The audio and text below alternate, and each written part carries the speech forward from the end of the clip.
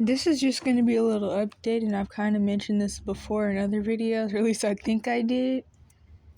But I just wanted to say that the food grade diatomaceous earth, something that I've noticed about that is that when I take it, the crazy amounts of pain that I'm usually in, at least stomach pain, the new arthritis thing, that's whatever until I fix that.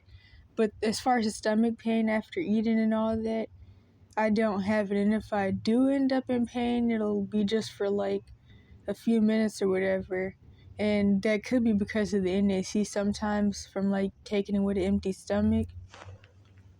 And the reason I'm taking that would be hopefully for like some type of nerve repair and neurotransmitter repair from not even just the psychotropic brain damage and stuff, but even from like the brain damage that you get from going through a lot of bull crap, but mostly obviously for like whatever leftover brain damage and nerve issues from the psychotropics, especially from the anticholinergic side effects, which would affect the intestines and I think even like the bladder and pelvic floor.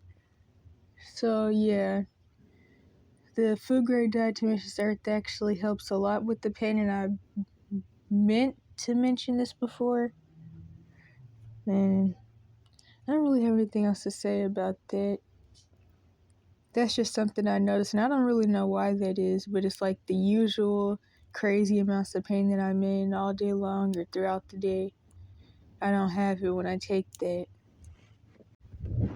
Then the other thing is that I'm really going to try to start using the grill and the cooler really, really soon, because I want to like go ahead and start this carnivore diet so I can go ahead and start trying to get my health together quicker.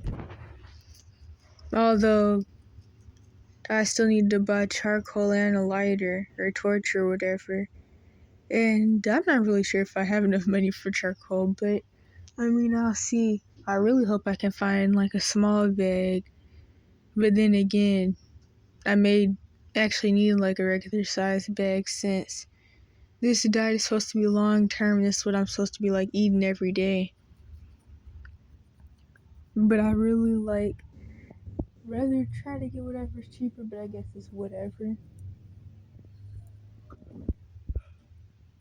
And another one of the things slowing me down is not really being sure exactly how to use the grill, but I just need to try and do whatever, to be honest, so I can go ahead and start the diet and get some months in and see how things are. And then there's also the fact that like due to the laws put in place, especially around people who are homeless or whatever, I'm obviously going to be sneaking to use the grill.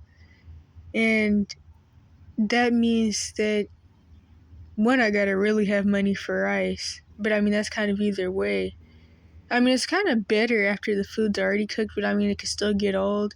But for keeping it frozen, I'm definitely going to have ice and dry ice.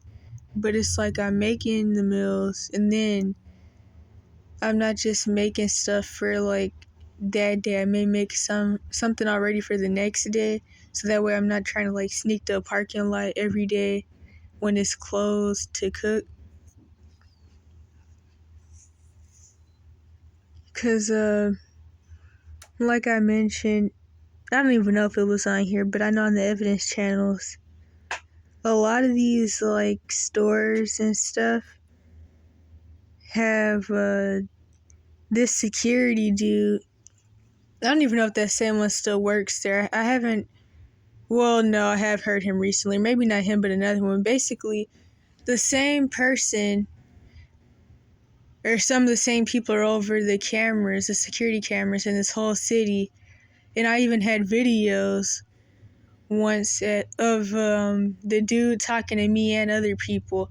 Like one time I was walking to 7-Eleven when I lived on the other side of town, and I was making a video, and I'm walking through the shopping center. Some of the stores are closed, with 7-Eleven and the laundromat was still open.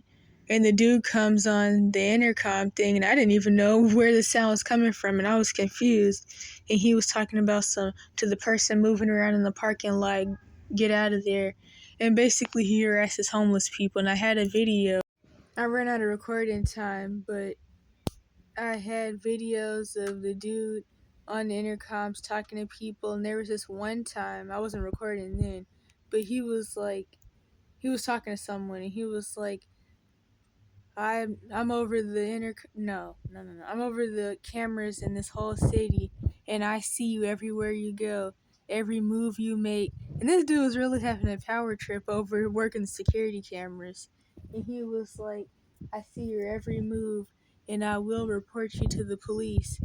And I think somebody was just sitting down somewhere trying to find a way to like get out of the rain, because this is when all the tropical storms were coming.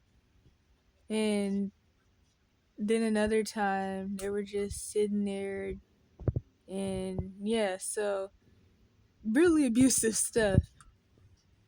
And that's another reason why I kind of have to like watch which parking lot I go to at night to do the cooking. So, like I may have mentioned before, the specific reason that I chose the carnivore diet is because, one, well, eating really anything can hurt, especially when I'm not taking the food grade diatomaceous dessert, but certain foods hurt more. Ever since, what was it, 15, I couldn't drink milk anymore, so like I had completely stopped drinking milk for over a year, and cheese hurt, anything hurt. It would cause bloating and stuff to where I wouldn't even be able to stand up. I'd be walking around bent over. And then that would also push on my bladder or something, I guess, because whenever I'm bloated, I'd have to pee every 2 seconds. And, yeah, bent over, acid reflux, all that stuff. Garlic burns, turmeric burns, ketchup burns, so ulcer type symptoms too. What else was it? Bananas burn, because apparently those are acidic too. The yellow ones, when they're ripe, they're not acidic, but I mean, I don't really know anywhere to get green bananas anyway.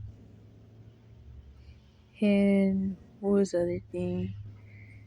Apples, oranges. Oh yeah, and then not even being able to really digest fruit and vegetables anyway, so like that just like comes right back out, so there's that. And meat definitely hurts less, and so when I started doing this diet, I also plan to like, well, I mean, not that I have any seasonings anyway, but I plan to not really put a lot of seasoning on it other than salt, and definitely not to put any sauces on it. So like no ketchup, none of that stuff. I'm really trying to eliminate the problem foods, so that way I can really get the healing process, like, I won't say started, because I kind of already been started, but I just really want to start doing things right so I can speed this up, because I don't really think I'd be able to naturally treat myself of the different health issues and then keep eating stuff that causes a whole bunch of pain. And of course, the only reason I'm even doing that is because I've never had a choice. But, well, I mean, I have more of a choice now, but it's still just the fact that the food that's given out at like soup kitchens and the shelter and all that, there is no like, if you have allergies, we'll give you, there is none of that. So now I really just need to like do what I can to start eating what I'm supposed to be eating. And the thing is, a grill kind of, I mean, it's better. It's easier in some ways, but then in others it's not. The reason I didn't want to like get something either like a propane stove or something like that is because of risk with that. Especially because I'm out in the heat, and I don't know if like those things can just end up catching fire, exploding or something. And that's not something I want to happen. And Well, wait a minute. That's not something I want to happen. And so that's why I'm trying to do the grill thing. Because honestly, maybe if I had more of the supplies for it, I would just, cook over a fire. I did do that one time before, but I guess I wasn't doing it right. Well, for one, the wood that we found to use, because it was me and somebody else, was, cured wood. So that's, the one where you're basically just getting poison and chemicals all over your food. Then the other person wanted to use a piece of a cage that somebody had said we could borrow to cook. And I was like, why in the world would we cook with part of a dog cage? And so the paint was coming off of it and the smoke was going up and the black paint and stuff was getting on the sausages, and the sausages never even ended up fully cooking anyway. And neither did the stuffed clams. So that one kind of left. Honestly, if it would have just been me doing it by myself, I wouldn't have did all the extra bull crap that really messed it up. But that's still leaving a lot of stuff to do.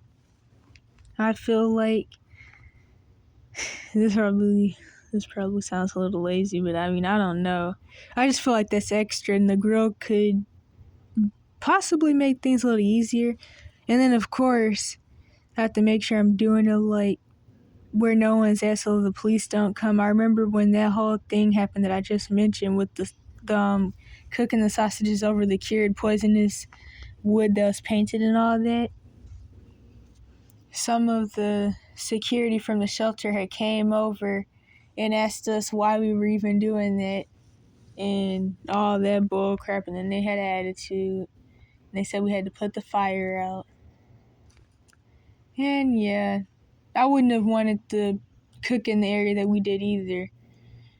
Which, yeah, other people, especially in situations like this, they can really screw some stuff up. But there's a lot of stuff I could say about that. So, I guess that's pretty much it. I'm about to start trying to speed the process up.